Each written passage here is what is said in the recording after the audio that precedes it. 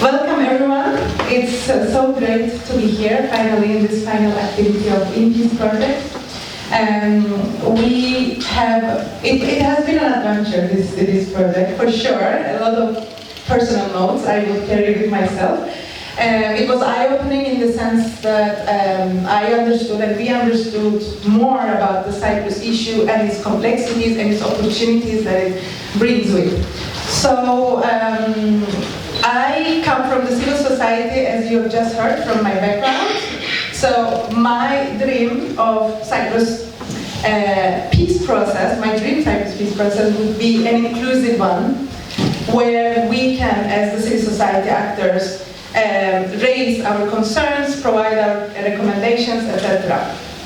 As you all know, the Cyprus process has long been very non-transparent. It has not been inclusive for civil society actors or other actors, and it had been a main concern for me in my work, in my personal interests, etc. as well. So,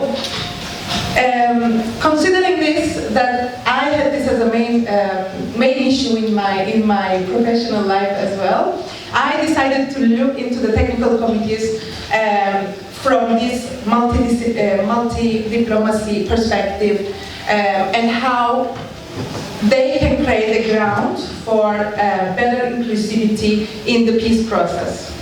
So I use this multi-track diplomacy perspective that basically I use the pyramid model proposed by John Paul Lederer.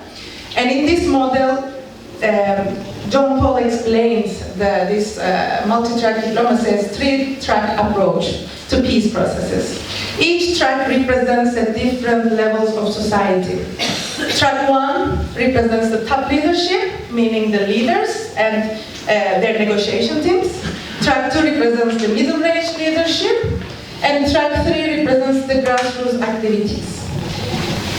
I locate the technical committees as somewhere in between the track 1 and track 2. And I think for the Cyprus problem, for this reason, they are an important opportunity. The track 1, as I said, so I will now explain why I think they're in the middle and what does it mean for inclusivity in the peace process. So track 1 involves leaders themselves, as I said, and their negotiation teams. This level of negotiations mainly focus on bargaining on the key negotiation subjects. The strength of this level is, of course, they're the top leadership. That means they have the most power to influence things, to influence the process. They have access to resources in terms of expertise, in terms of human capacity, in terms of financial capacity, and in terms of access to key information regarding the negotiations. Compared to other tracks, obviously they're the strongest in terms of influencing and shaping the negotiations. And as we know, in Cyprus, we see and hear a lot about the track 1 processes, and it has been like this for decades. In track 2, on the other hand, we have civil society actors, citizens' initiatives, academics, and diplomats acting in their unofficial capacities. So this is an unofficial track, let's say. The actors of this track level, they're not affiliated formally with either side of the parties of the conflict. This level is where the potential avenues are explored for conflict resolution. And this is the level where they are able to go beyond the bargaining and the power dynamics that goes in the track 1 level. They discuss conflict resolution in environments that are less politically sensitive, and this is one of their key strengths.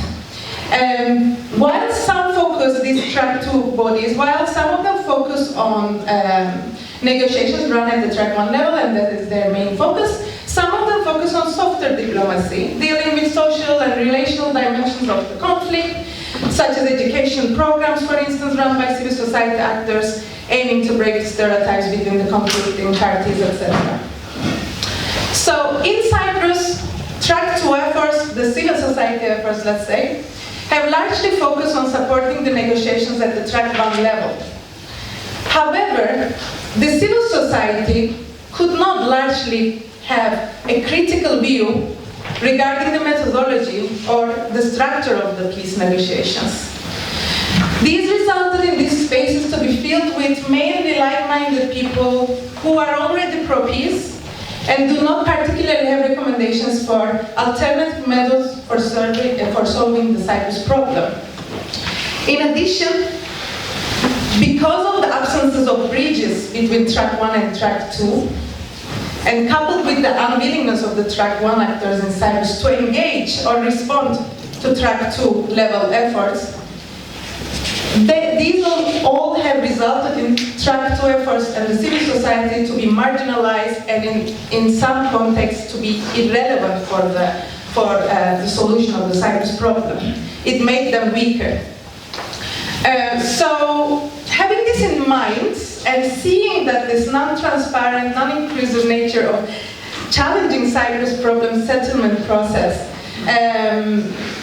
understanding the challenges that comes with it, I looked into the technical committees as an opportunity where they can offer a track 1.5 process that they are at the same time very close to the leaders, so they are appointed by the leaders and they work with the leaders for all their projects from the beginning until the end. They have to get confirmation from the leaders. And for all the public communication, they also do. However, they also work in their private capacities, and they have unofficial members, as Nasya just explained. So they, in a way, act as intermediaries that are somewhat both insiders and outsiders to the formal process.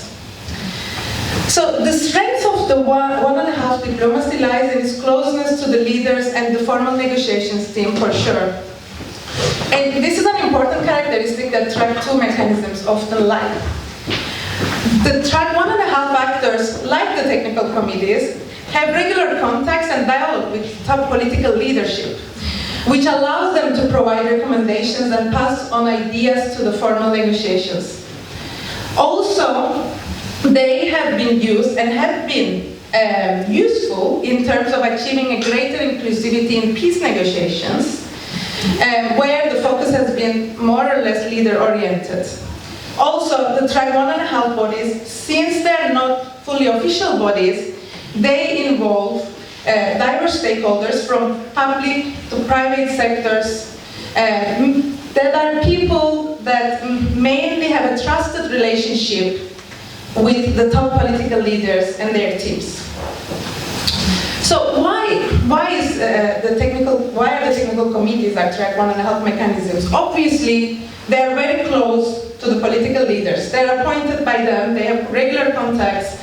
The leaders have the full discretion to either appoint or remove members or co-chairs of the technical committees. And as I said, they need approvals for all their activities. This, in a way, with only this information, you might think that, okay, they are maybe also track 1 since they have all this control from the leadership. But in fact, they're not. Although they are working with the leaders, they have very limited access to the negotiation files and the information. They're not briefed regularly on the Cyprus issue or any specific files regarding the conflict, regarding the settlement. Also, they are voluntary and flexible in terms of their structure.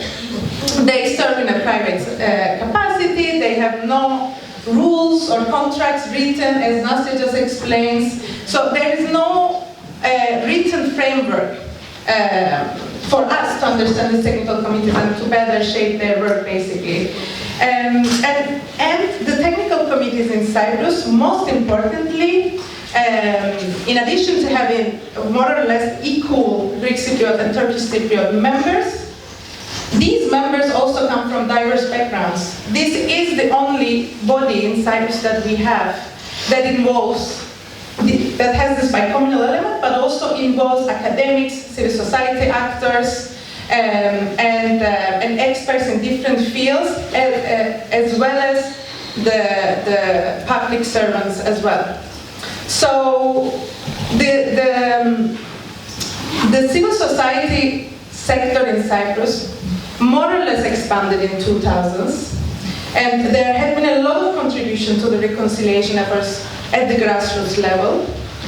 But how much of these concerns have been expressed to the track one and how much responsive they have been is a question mark. So, I believe putting them under the 1.5 track and understanding their unique framework helps us in the way to see their potential to the peace negotiations. And I want to give an example of 2 committees here, which I believe can really impact the peace negotiations when we have them, of course, in the future. So the Technical Committee on Education and its mandate is pretty important. The Technical Committee on Education has done this remarkable Imagine project, which had a lot of impact on young people, especially, and the teachers. But at the same time, they had these specific mandates, and I quote, recommend best policy options and course of action that will allow coordination of the 2 educational systems, thus contributing to a viable, sustainable, and functional bi-communal and bi-zonal federation. So this specific mandate of this committee has allowed them to work together and make proposals, for instance, during the Trans-Montana negotiations, on how to ensure that these 2 educational systems would live together under a federation when we reach to settlement. And then another example I want to give, which is important, and it has been mentioned before in the opening speeches, is the Gender Committee, of course. The Gender Committee was something that feminist activists and civil society activists has long been fought for and demanded. And finally, we had this Gender Committee in 2015 established. And it has the mandate to bring the gender perspective in the framework of the settlement and draft recommendations to achieve gender equality in a united Cyprus. This committee has advocated for a gender focal point to be appointed, for instance, in the negotiations during the Trans-Montana negotiations. They were not successful, but they have provided this recommendation. This committee, the Gender Committee, is the first of its kind that can really shape also this one-man focus of the Cyprus issue that has been going on for decades as well. Another thing that I think is very important, and then I will conclude, these committees, they also function without formal negotiations. So even if the formal negotiations are not going on anymore, like we had after the collapse of the Trans-Montana process, these committees still, without the track 1 level negotiations, continue to work together.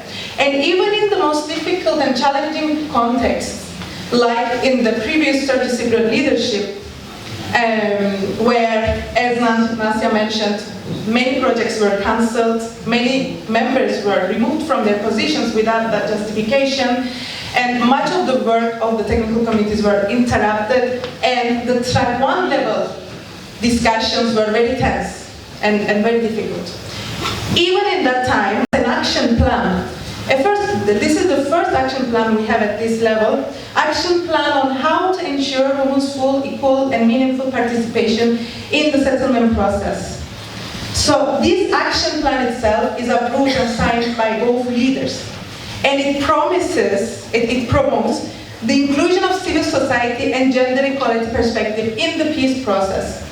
The plan, for instance, recommends 30% gender quota in future delegations, lists measures in negotiation table, as well as working groups and technical committees.